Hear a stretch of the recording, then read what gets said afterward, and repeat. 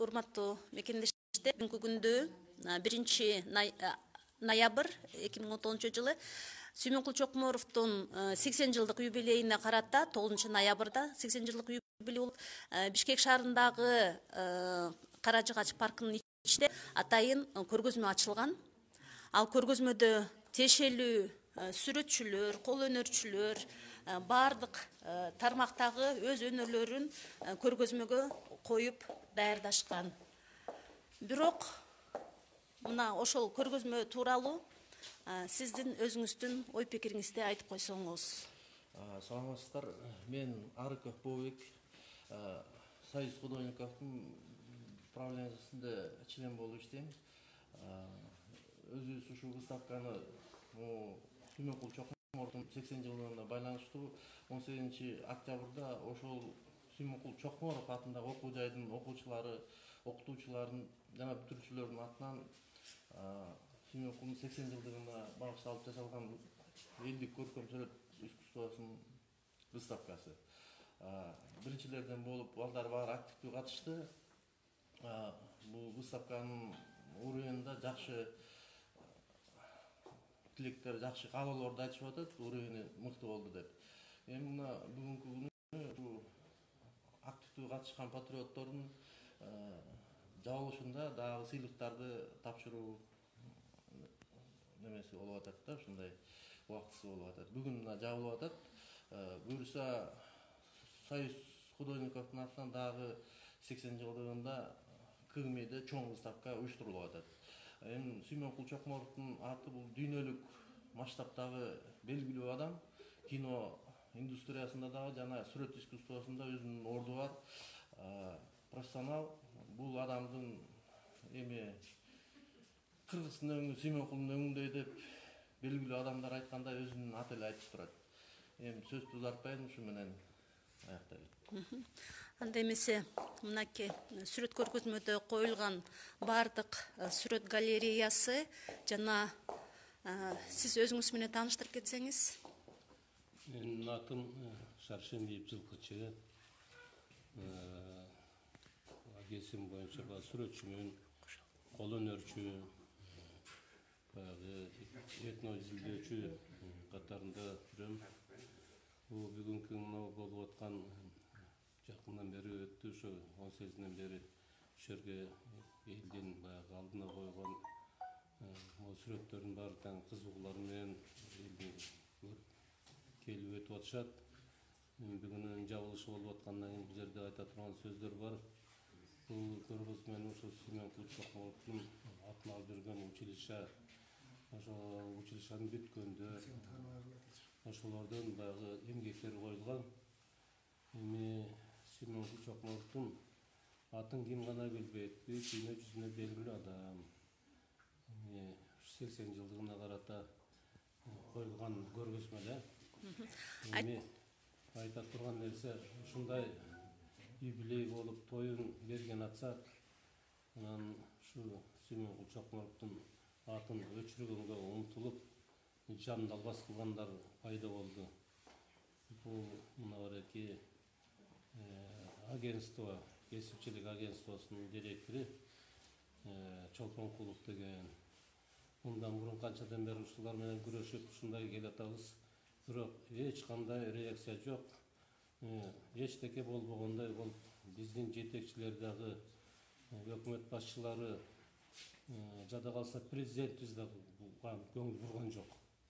Бунусуна биз деген ушунчалык таң калабыз да, Кыргыздын баягы намысын алып жүргөн, алып берген бир кезде ушундай Кыргызды таанып жүргөн элдердин атын өчүргө эмне үчүн мынчалык кастык менен умтулушат? Бул жалаң эле ушу акча, тыйын, ушун менен эле булар деген ооруп калган элби, акчадан башка нерсе жок. Бул жерде элдин рухий ар намысына сөз тийип атат.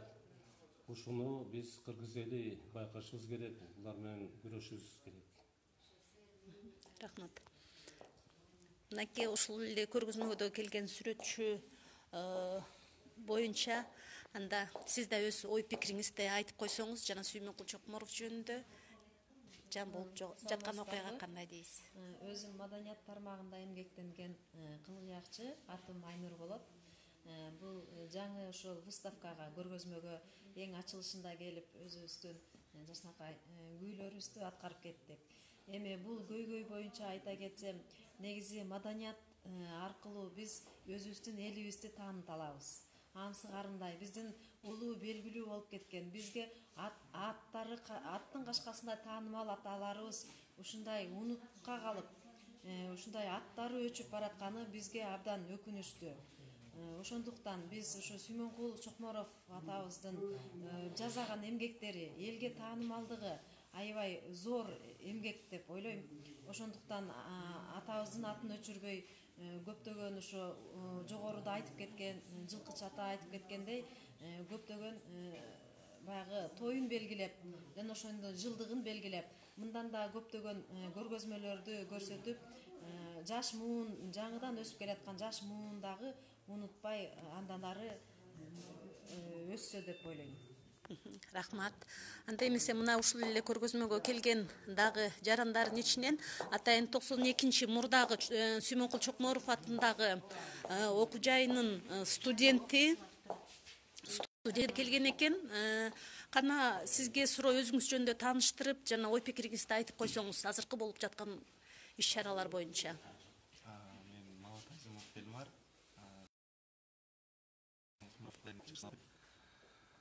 Бул жерде Сүймөнкул Чокморовдун элесине арналган выставка болуп атат. Аябай жакшы болду.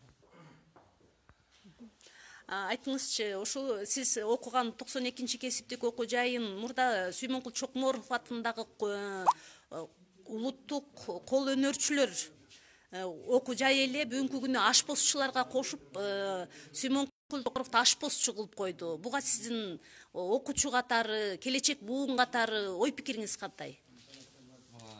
Мен толугу менен эле каршымын буга. Себеби туура эмес. Анткени ашпозчулар менен сүрөтчүлөрдүн искусство тармагынын ортосунда аябай эле чоң айырмаа бар. Ошон үчүн буга каршымын. Биз өзүбүзчө Сүймөнкул Чокморов өзүчө болгонун каалайт.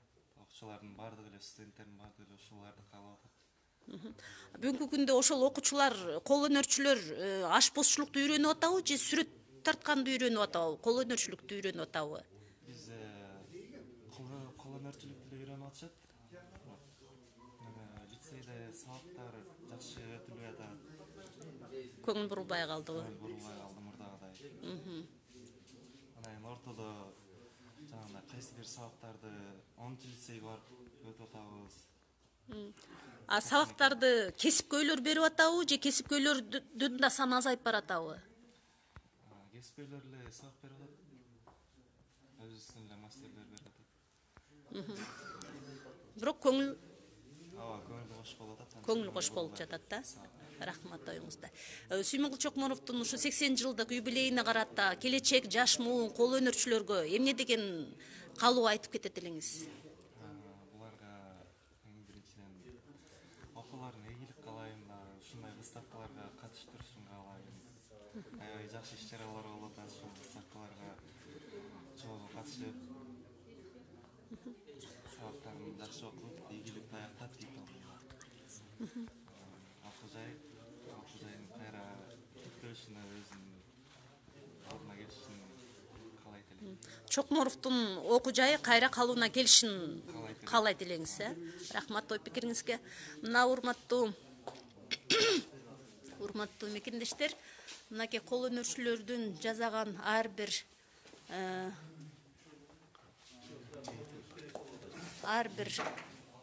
сүрөттөр менен мынакей Чокморовдун кийиси менен жасалган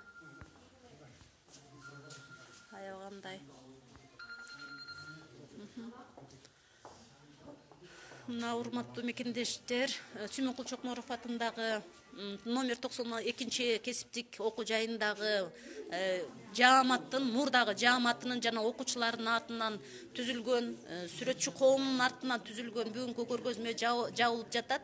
Бирок ошондой болсо да зээнди кейитчү нерсе, Сүймөнкул Чокморов атындагы кесиптик окуу жайды бир Маңкурт кесиптик билим берүү башчысы Таалай Чолпонкуловдун өз кызыкчылыгы, өз билемдилигин Биздин бийлик бутактарынын кайдыгерлигинен бүгүнкү күндө Чокморовдун аты өчүп, аны ашпозчуга айландырууда.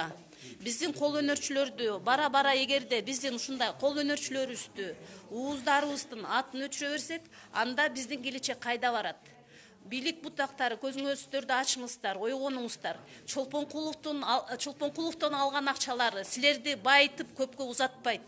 Ал келечек муундардын маңкурттукка гана түртөт. Андыктан Чокморов ким да Чолпонкулов ким? Эсиңерди жыйгыла.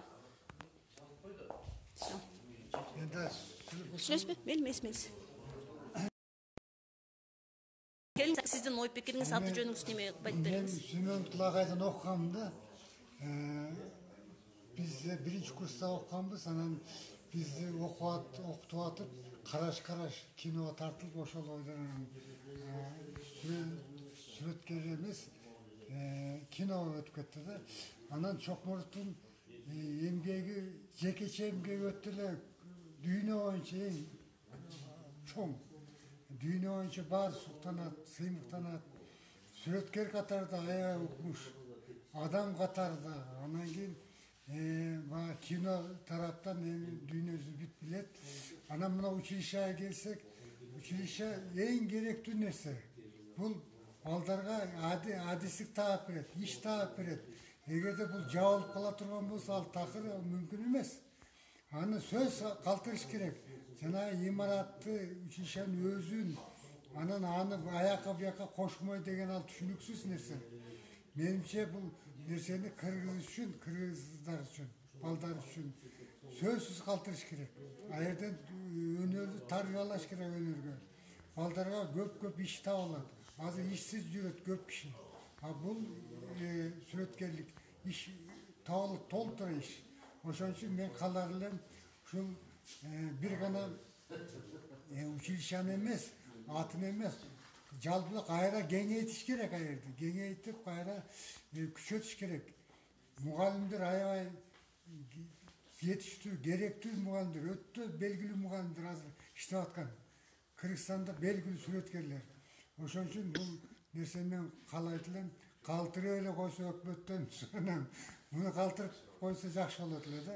Кайра Чокморовдун атын калыбына келтириш керек. Сөзсүз 92-нчи кесиптик окуу жайын. Кайра ошол училищанын алдына эстелик коюш керек, сонун эстелик коюш керек. Анан муну кайра күчөтүп, кайра жандырыш керек. Рахмат ой пикириңизге.